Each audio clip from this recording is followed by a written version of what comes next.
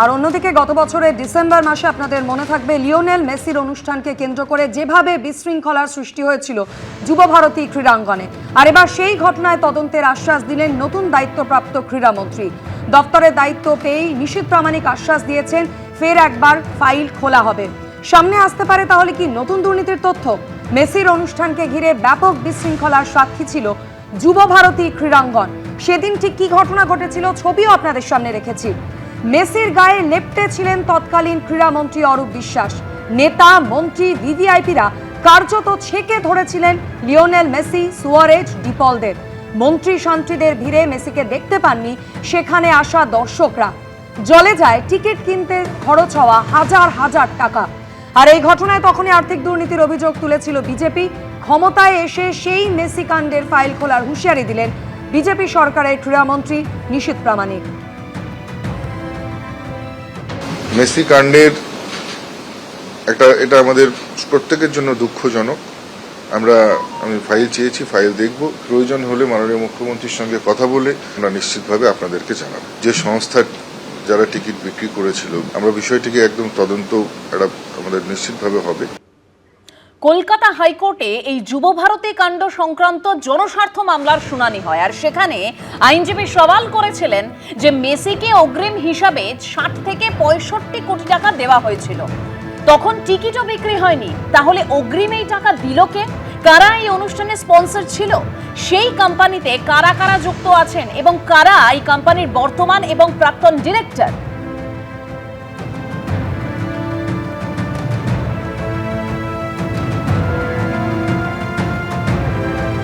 আর এই যুবভারতীতে বিশৃঙ্খলা কাণ্ডের পর প্রবল সমালোচনা এবং চাপের মুখে ক্রীড়ামন্ত্রীর পদ থেকে ইস্তফা দেন অরূপ বিশ্বাস। কিন্তু গ্রেফতার করা হয়েছিল কেবলমাত্র অনুষ্ঠানের মূল উদ্যোক্তা শতদ্রু দত্তকে। রাজ্যে পালা বদলের পর এই নিয়ে আদালতে যাওয়ার হুঁশিয়ারি দিয়েছেন শতদ্রু দত্ত।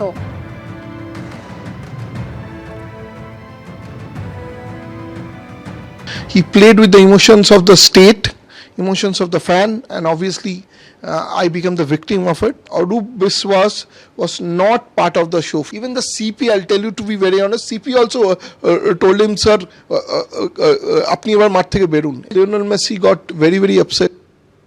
আসছি পরের খবরে। জীর্ণ আবাসনের ভিতরে তৃণমূল নেতার গোপন প্রাসাদ, ঘরের ভিতর ঘর, গোপন কুঠুরির কোনোটায় আলিশান বেডরুম, কোনোটায় বাহারি বৈঠকখানা, সর্বত্র থরে থরে সাজানো দামি দামি আসবাবপত্র, সঙ্গে বহুমূল্যের মডিউলার কিচেন।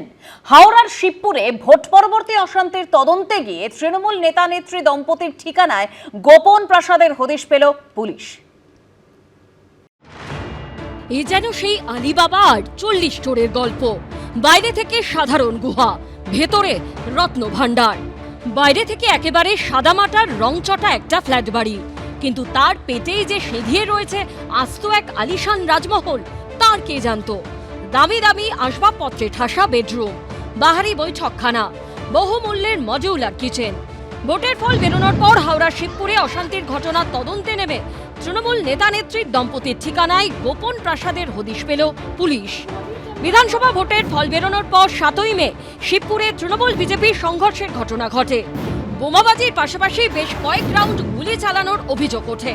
পরিকল্পিতভাবে হামলার অভিযোগ ওঠে তৃণমূল নেতা শামীম আহমেদের বিরুদ্ধে।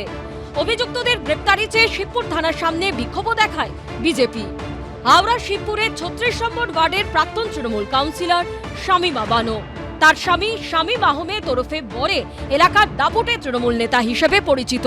চৌরা বস্তি এলাকায় শামীম আহমেদকে ডন হিসেবেই স্থানীয়রা চেনেন। ঘটনার পর থেকে প্রাক্তন তৃণমূল কাউন্সিলর ও তার স্বামী পলাতক। সোমবার অভিযুক্ত তৃণমূল নেতার ফ্ল্যাটে গিয়ে তাদের বিপুল সম্পদের হদিশ পায় পুলিশ। বিলাসবহুল ঘর, ডাইনিং রুম, বেডরুম এবং অত্যাধুনিক ইলেকট্রনিক গেজেট রয়েছে, এবং সবটাই কিন্তু সিসিটিভির মাধ্যমে ভেতর থেকে সে নজরদারি চালাতো। 3 তলার ফ্ল্যাটে মেঝের একটা অংশ কাটা, সেখান থেকে সিঁড়ি নেমে গেছে দোতলায়, আর সেই দোতলাতেই একের পর এক গোপন কুঠুরি। তার কোনোটাতে চোখ ধাঁধানো বেডরুম, কোনোটাতে ড্রয়িং রুম। গোপন ঘরে লুকোনো সম্পদের বহর দেখে বিস্মিত পুলিশও। 2013 থেকে 2018 5 বছর তৃণমূল পরিচালিত হাওড়া পুরসভায় 36 নম্বর ওয়ার্ডের কাউন্সিলর ছিলেন শামীমা বানো। বিজেপির অভিযোগ তখন থেকেই তৎকালীন মন্ত্রীর সঙ্গে ঘনিষ্ঠতার সুবাদে আঙুল ফুলে কলাগাছ হয় ওই পরিবারের। 2008-9 সালে এই বোর্ডে শামীম আহমেদ একটা সামান্য শপিং মলের কর্মচারী ছিল। তারপর 2013 সালে তৃণমূলের টিকিটে জিতে ওনার ওয়াইফ কাউন্সিলর হয় এবং কাউন্সিলর হয়ে আমাদের এই এলাকার প্রাক্তন মন্ত্রী এবং বিধায়কের এত ঘনিষ্ঠ হয়ে গেছে যে আজকে তাদের নমুনা আমরা দেখতে পাচ্ছি, ঘরের মধ্যে কোটি কোটি টাকার সম্পত্তি। বিজেপি অনেক রকম অভিযোগ করে, আমার ঘনিষ্ঠ মধ্যহরা সমস্ত মানুষ, সুতরাং কেউ পার্টিকুলারলি আমার ঘনিষ্ঠ এটা বললে ঠিক নয়। যদি কেউ অন্যায় করে থাকে, আইন যদি হাতে নিয়ে থাকে, পুলিশ উইল টেক অ্যাকশন, তার বিরুদ্ধে পুলিশ ব্যবস্থা নেবে যথাযথ। পুলিশ সূত্রে খবর, বাড়ির দোতলা ও তিনতলা তৃণমূল নেতা দম্পতির। তল্লাশির পর তাদের ঘর সিল করে দেওয়া হয়েছে। সুনীত হালদারের রিপোর্ট, এবিপি আনন্দ, হাওড়া। আর এবার চোখ রাখবো বারুইপুরের খবরে। বারুইপুর পশ্চিমের বিজেপি প্রার্থী বিশ্বজিৎ পালকে মারধর, শারীরিকভাবে হেনস্থার ঘটনায় সাসপেন্ড করা হয়েছে 2 পুলিশ অফিসারকে। ভাইরাল ভিডিওতে দেখা যাচ্ছে বিজেপি প্রার্থীকে কখনো চর কখনো ধাক্কা মারছে পুলিশ।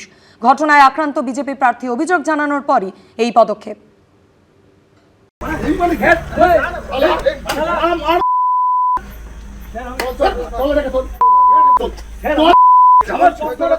প্রথমে কষিয়ে চড়, এরপর বিজেপি প্রার্থীকে টেনে হিঁচড়ে তোলা হলো গাড়িতে, সঙ্গে অশ্রাব্য গালিগালাজ। বারুইপুর পশ্চিমের বিজেপি প্রার্থী বিশ্বজিৎ পালকে মারধর, শারীরিকভাবে হেনস্থার ঘটনায় সাসপেন্ড করা হলো 2 পুলিশ অফিসারকে। সাসপেন্ড হলেন বারুইপুর থানার ভারপ্রাপ্ত আইসি সমর দে এবং সাব ইন্সপেক্টর সুকুমার রুইদাস। অভিযোগ, ভোটের ফল প্রকাশের পরদিন অর্থাৎ 5ই মে বিকেলে বারুইপুর পশ্চিমের বিজেপি প্রার্থী বিশ্বজিৎ পালকে শারীরিকভাবে হেনস্থা করে পুলিশ।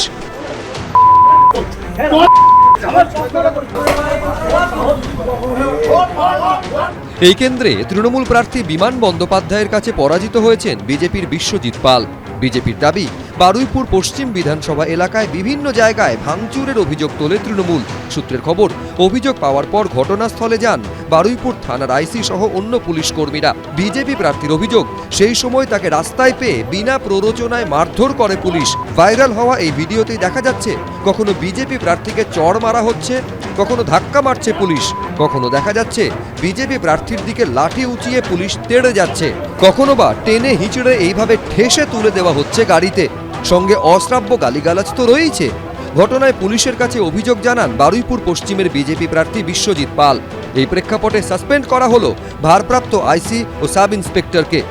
ময়ূখ ঠাকুর চক্রবর্তী, এবিপি আনন্দ, কলকাতা। এবিপি আনন্দ, এগিয়ে থাকে, এগিয়ে রাখে।